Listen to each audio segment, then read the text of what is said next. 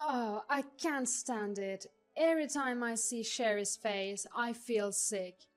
Oh dear, that's terrible. Sherry, please pack your things and leave. What if something happens to Betty's child because of you?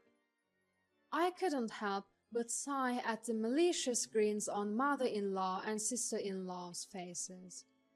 Feeling all my efforts had been in vain, I replied weakly, "All right, I'll leave."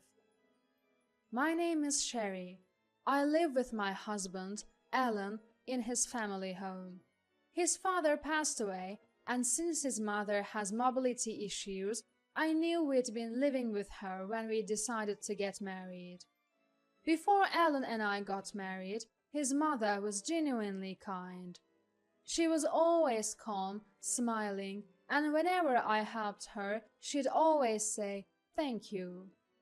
I thought living with such a mother-in-law would be manageable. That was the biggest mistake of my life. Once Alan and I got married and started living together, her true colors began to show. First, she stopped thanking me for anything I did. I wasn't doing chores just to hear her gratitude, so I didn't mind at first. But gradually, instead of thanks, she began to complain. "You're so slow. Alan will be home soon, and you haven't cleaned the bath or finished dinner. What's going on?" "Well, I'm sorry, but Alan just happened to come home early today. I've been doing the chores as usual." "If your husband comes home early, you should work faster. You don't care enough about Alan." "That's not true." "I don't want to hear your excuses. Ah, poor Alan. Why did he marry someone like you?" There was no trace left of the kind woman I had known before our marriage. Still, I tried my best to meet her expectations. I could keep going because of Alan's support. In front of Alan, she pretended to be the ideal mother-in-law and was kind to me. But I talked to Alan about how she behaved when he wasn't around. Alan believed me and said, "I'll talk to Mom," and he did. After being scolded by Alan, she'd behave for a few days. But then she'd go back to her old ways. This cycle continued until one day she received a phone call. It was probably sister-in-law Betty, loudly bad-mouthing me so I could hear.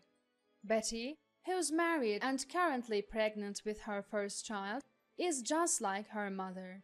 She changes her attitude depending on the person and, frankly, has a bad personality. She once said, "I never thought my brother would marry someone as wonderful as you." But now, she says, "You're always causing trouble for Mom. You're so useless." Mother-in-law and Betty have a weekly phone call where they bond over criticizing me. I was getting numb to it all, but after hanging up, mother-in-law cheerfully called out to me and dropped a bombshell. Betty is getting a divorce. Her husband was a plain guy. Anyway, so it's for the best. Once she comes back for the birth, she'll stay here. You might not be needed anymore, Sherry. What? Oh, I can't wait. Make sure you prepare a feast for the day Betty comes home. I felt devastated. Until now, it had been mother-in-law versus me. With Betty moving in, it would be mother-in-law and Betty against me. I was already worn down by mother-in-law's constant complaints. The thought of another person adding to that was unbearable. Trying not to let mother-in-law see, I shed silent tears while vacuuming. I couldn't take this life anymore. A few days later, Betty arrived. Heavily pregnant, she was in her 9th month. I greeted her with a "hello." Immediately, she complained, "At least offer to take my bags." After taking her luggage to the room she'd been staying in, I heard her loud voice from the living room. "Sherry really does have a plain face, doesn't she?" As I prepared tea in the kitchen, Betty exclaimed, "Oh, I can't stand it. Just looking at Sherry makes me feel sick." Next to her, mother-in-law, laughing with a face just like Betty's, exaggeratedly said, "Oh dear, that's terrible. Sherry, pack your things and leave. What if something happens to Betty's child because of you?" Betty laughed mockingly. I had done my best for mother-in-law, but it seemed all for nothing. Feeling empty, I sighed and replied weakly, "All right, I'll leave." I had anticipated this outcome from the moment I heard Betty was returning here. I had always known that a day would come when I'd leave this house in anger or sadness. I quickly grabbed my already packed bags, headed to the entrance, and picked up my car keys. Perhaps not expecting me to actually leave, mother-in-law called out from behind, "Oh, Sherry, are you really leaving? That's fine, but make sure you divorce Alan. He deserves someone much better." "I think that's for Alan to decide. Thank you for everything," I replied calmly and left the house. I called my parents, who warmly told me to come home. They were furious when I told them about mother-in-law and Betty's comments. "You don't need to go back to that house," they assured me, and for the first time in a while, I genuinely smiled. That evening, the doorbell rang. When I opened the door, Ellen stood there. "Welcome home, Ellen." "Thanks. Living with your parents will be a bit nerve-wracking, huh?" "Don't worry, you'll get used to it quickly. I guarantee it." As I greeted Alan with a smile and invited him in, he first apologized to my parents.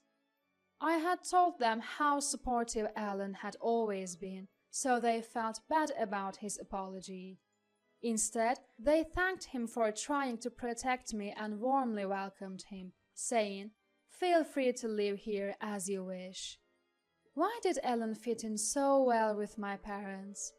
It was because when I found out Betty was moving back after her divorce, I had proposed a divorce to Ellen.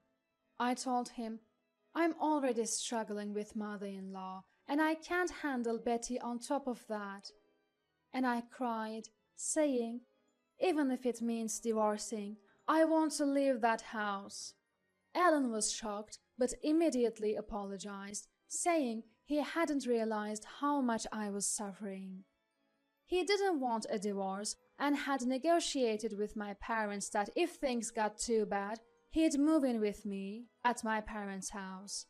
It seems that Alan plans to live in my parents' house for a while and then buy a house somewhere else. I was overjoyed when Alan came to my parents' house. I was happy that he chose me over mother-in-law and Betty. My mother prepared a feast to celebrate our arrival. As we enjoyed our meal and relaxed, my phone rang. It was mother-in-law. When I answered with a simple "hello," I heard her panicked voice. "Sherry, Alan hasn't come home yet. It's already late. Do you know where he is? I've tried calling him, but he's not answering. I'm worried something's happened." "Oh, Alan's right here. It seems he's blocked your number." As I spoke to Alan beside me, I heard mother-in-law's confused voice on the other end. Alan casually said, "Yeah, I've blocked your number." I relayed this to mother-in-law. "What do you mean? Is Alan with you?" "Yes, we're married after all." "Why, send Alan back immediately. Didn't you say you'd divorce him?" "Alan doesn't want a divorce, and neither do I. This is a matter between a husband and wife, not something for mother-in-law to dictate." I responded calmly, and suddenly mother-in-law burst into tears. "Why? Why?" she sobbed.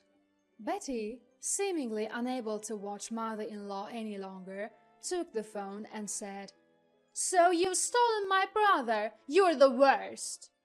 I haven't stolen anyone. Ellen and I are married. You might have a plain face, but you're so audacious. One day, my brother will see the truth, and you'll regret it. Suddenly, the call ended, so I filled Ellen in on the conversation.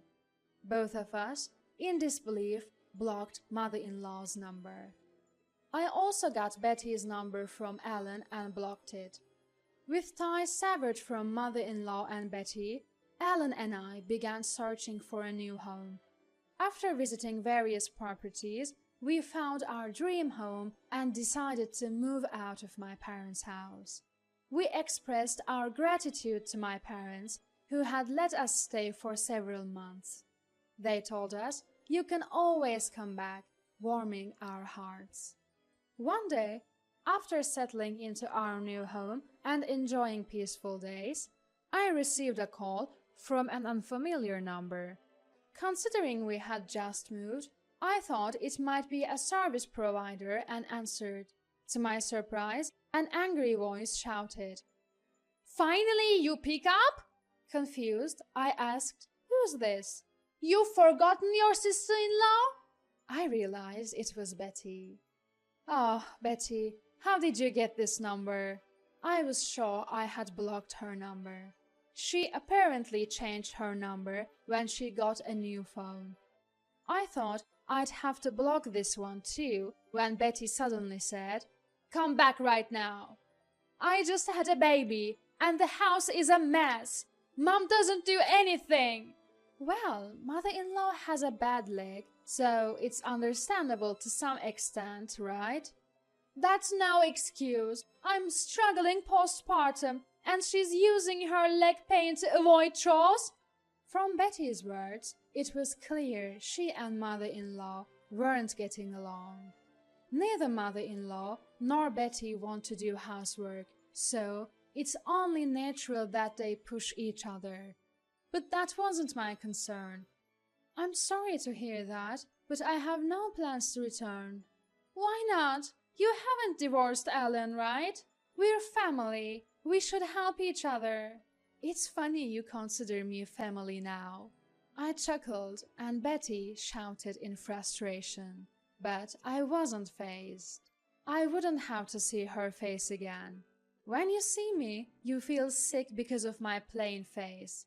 I'm truly sorry. If I came back to help, you'd just feel worse. Mother-in-law also didn't want to live with me. It's okay if you don't consider me family."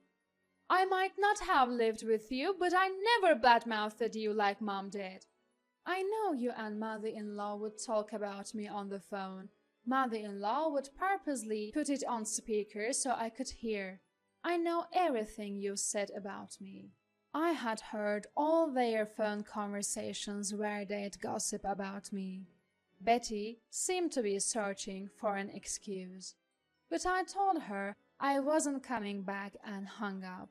I immediately blocked Betty's new number and resumed tidying up. That evening, a tired-looking Ellen came home and said, "Betty called me today. She changed her number." It seems Betty had called Ellen in tears. The relationship between mother-in-law and Betty was at its worst, with constant fights whenever they met. They argued over household chores, even throwing objects at each other. When Ellen, concerned about the newborn, asked about the child, Betty broke down crying. Shockingly, Betty's child had been taken away by her ex-husband. He had pleaded with Betty, saying he desperately wanted to see the child. In response, Betty had retorted, "What do you want seeing the child for? You're just a nuisance." Hearing this, her ex-husband declared he couldn't trust Betty with the child and took the baby away. In a fit of anger, Betty had said, "Then you raise the child." Now, regretting her words, she is embroiled in a custody battle.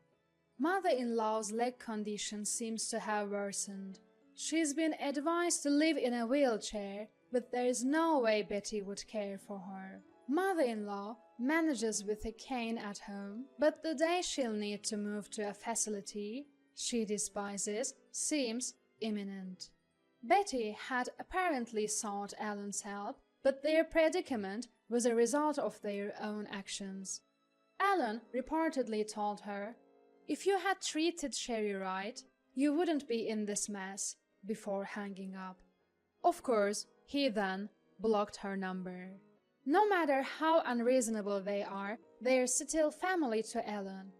I worried that Ellen might be hurt because of me, but he reassured me with a bright smile, saying, "You are my top priority, so it's okay. Besides, I'll be a father soon, too." Smiling at Ellen's words, I gently caressed my still growing belly, replying, "That's right. For the sake of our unborn child, it's best to sever ties with mother-in-law and Betty. That's our decision as future parents. We have no intention of informing mother-in-law and Betty about our child. Ellen, myself, and my parents want to shower this child with all the love we can offer."